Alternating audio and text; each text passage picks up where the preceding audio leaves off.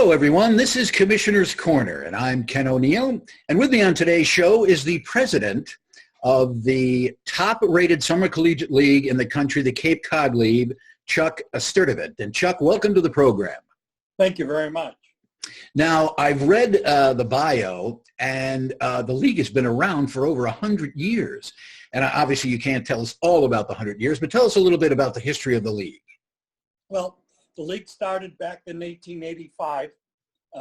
It was more of a local town team when it first started, and it developed into a college league in the early 70s.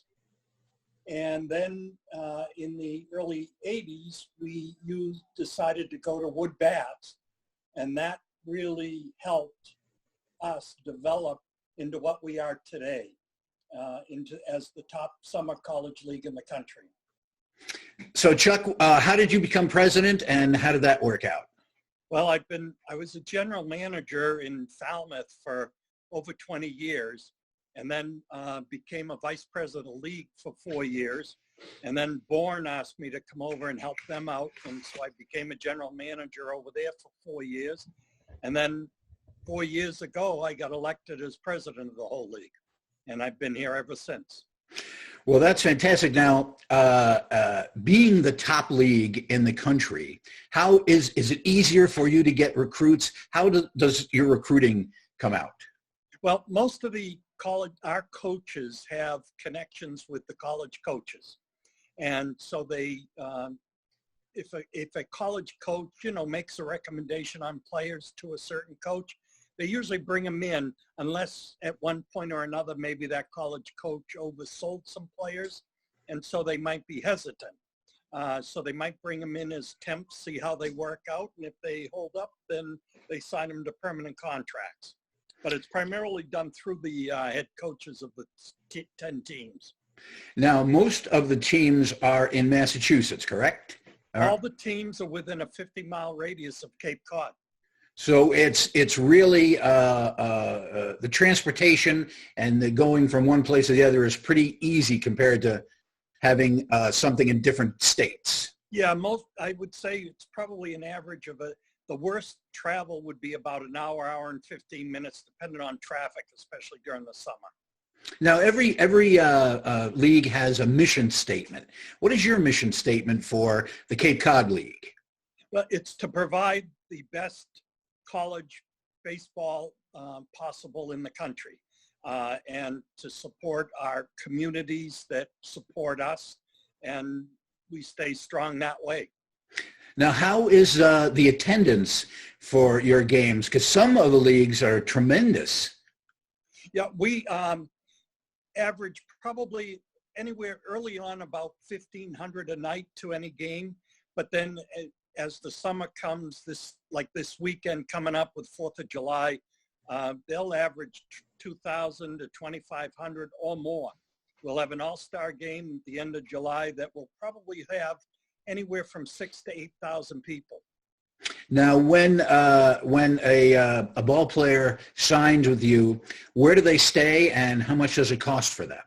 Well, the different franchises are a little different, but they stay with host families, and they usually pay on average anywhere from $50 to $70 a week for room and board, and that provides them with a meal and so forth. So it's a good deal to being down here. Now, if you watch Major League Baseball, which all of the commissioners and presidents do, the pitching is 5 starters, 8 relief pitchers. How do you handle the college coaches and the pitching situation? Well, when I first started back in 1987, we only had an 18-man roster, and we had a lot of two-way guys. Now we're up to 30-man roster, so it's significantly more, and it's primarily due to the number of innings that pitchers are limited to. Now, how about as far as extra innings? The big thing now for the International League is to put a guy on second base in the 10th inning and then start from there. Is that something your league does? No, but we do have limits on the number of innings. a regular 9-inning game, I believe the maximum number of innings it can go is 11 innings. And then if it's a scheduled doubleheader where we play 7-inning games, the maximum innings per game is 9. So that's actually good. So you're not playing a 15, 18-inning game. Correct. We used to do that, and it just became very taxing on the pitching staffs for the different teams.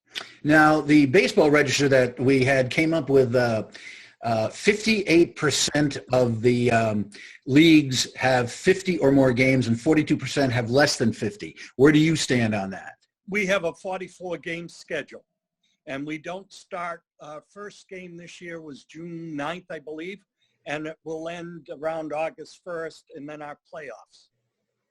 Now, when does when you get a recruit who comes, say, from California, because you have them all over the country, do they have to do each collegiate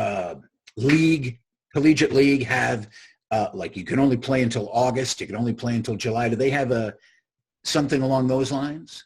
We used to have, based on NCAA regulations, we used to have to end our season by August 15th. It's not that locked in stone now, but many of the southern schools start around August 15th, start back to school. So we try to end by August 15th at the latest so they can get back to school. Now, what do you see in the future for the Cape Cod League? Will there be any expansions, any teams leaving? No, there won't be any teams leaving. We're constantly being asked about expansion and so on. But right now, the executive board of the league have said, no, we don't want to expand any further at this point. So I don't see it probably over the next few years at least.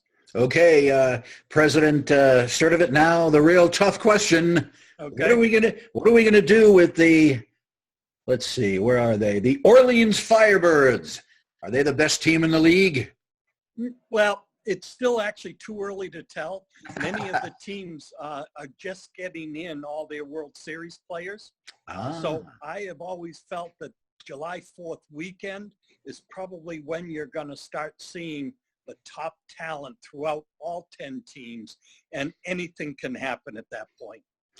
Well, Commissioner, I keep calling everybody Commissioner. President Sturtevant, thank you very much for being here. We really appreciate it. We're going to keep up with you, and hopefully the playoffs and the rest of the year will be fantastic. Well, thank you very much. Have a good day. Thank you.